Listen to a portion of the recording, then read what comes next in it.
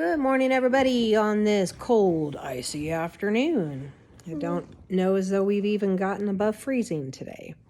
We are back again for A Child's History of the World. We are looking at chapter 32. It is called The Boot Kicks and Stamps. All right, so we're going to be talking about Carthage. The Carthaginians were not beaten for good. They were only waiting for another chance to get even. As, however, they had been unsuccessful in attacking Italy from in front, as they had been doing, they made up their minds to attack from the back. Their scheme was to go the long way round through Spain. You okay? Yeah. Their plan was to go the long way around through Spain and down into Italy from the north.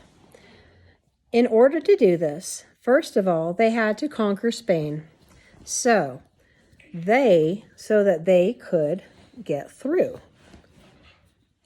Oy vey. They did this, however, rather easily, for the Carthaginians had a very great general named Hannibal. Looks like this is going to be how the hair looks today. They had a great general named Hannibal.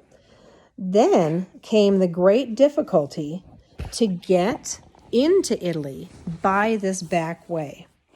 Across the top of the boot. So the top of the boot is, you remember how we were talking about in the last chapter, the boot is kind of how Italy is shaped. It's shaped like a boot. So they had to get in through the top of the boot. But there are great mountains at the top of the boot called the Alps. So they had to get over the Alps with an army. They are miles high and covered, even in summer, with ice and snow. There are crags and steep cliffs along which anyone passing who made a single misstep would be dashed to death thousands of feet below. It was the Alps, therefore, that formed a bigger and better wall than any city or any country could possibly build.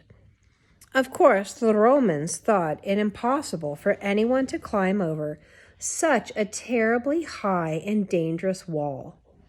What do you think, Lily? Do you think the Alps mountain range is something that's going to stop the army from attacking? You would be correct. Time and time again, there have been things that people call impossible to do, and then someone has come along and done them. Let's get to the next page. It always seems to be difficult. I know, Percy is a goofy puppy. People said it was impossible to fly. Do people fly every day today? In airplanes and helicopters? Yep. Then someone did. People said it was impossible to cross the Alps with an army. Then Hannibal came along. And before the Romans knew what had happened, he had done it. He had crossed the Alps with his army and was at the back door. I know how. Oh. How do you think he crossed the Alps? No, he didn't fly over them. There weren't airplanes at this time. In Brothers, where you jump up in the air. Kind of Mary Poppins-ish. You were goofy. Yeah. He had crossed the Alps with his army and was at the back door. Hannibal brought with him elephants from Africa.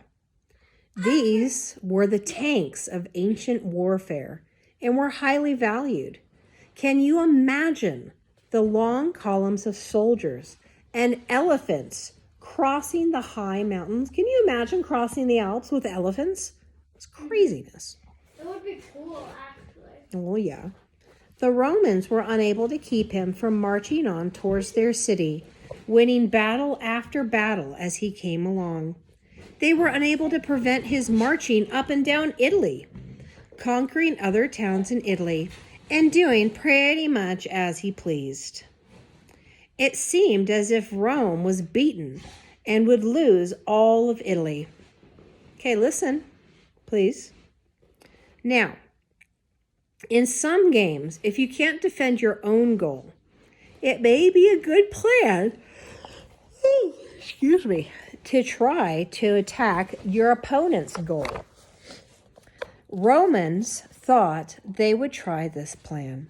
While Hannibal was attacking, Rome would attack Carthage while its general was away, and there was no strong goalkeeper to defend the city. Hey, Mom, can I read to the dogs? Not right now. I'm reading to you. After you're done. Maybe. The Romans sent a young man named Scipio with his army to do this. First, however, Scipio went to Spain to cut Hannibal off from the way he had come.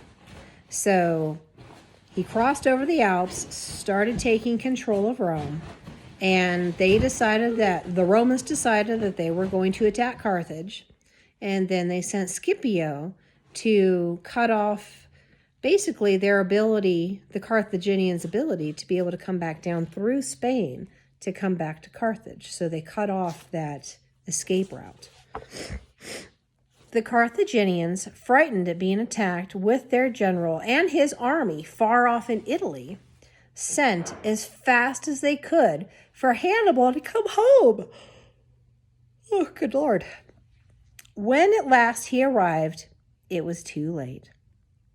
Scipio fought a famous battle at Zama, near Carthage, and the Carthaginians were beaten the second time by the Romans, thus ending the Second Punic War in 202 BC.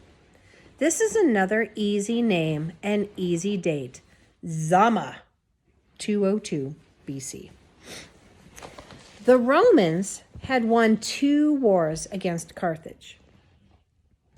Now, you would think that they would now have been satisfied, but they weren't. They thought they had not beaten Carthage badly enough. They were afraid Carthage was not quite dead, or that it might come back to life. They thought there might be a little spark left that might start a fire if it weren't trampled out.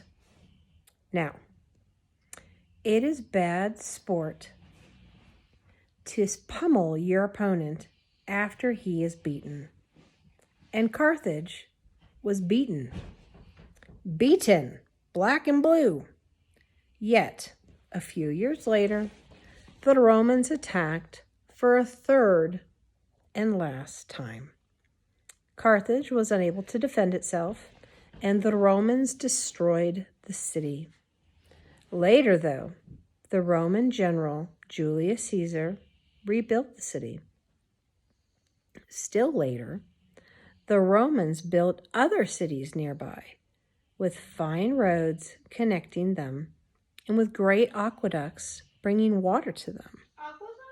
Yep, aqueducts. Remember we talked about those a little bit before, where they're the channels that the water goes into and flows along to be brought into other areas? Like when you... Just like that. Today, we can visit the Roman ruins in what is now Tunisia. So that is it for chapter 32. And we will catch you tomorrow with chapter 33. Hope you have a wonderful rest of the day. Stay warm. Ta-ta for now.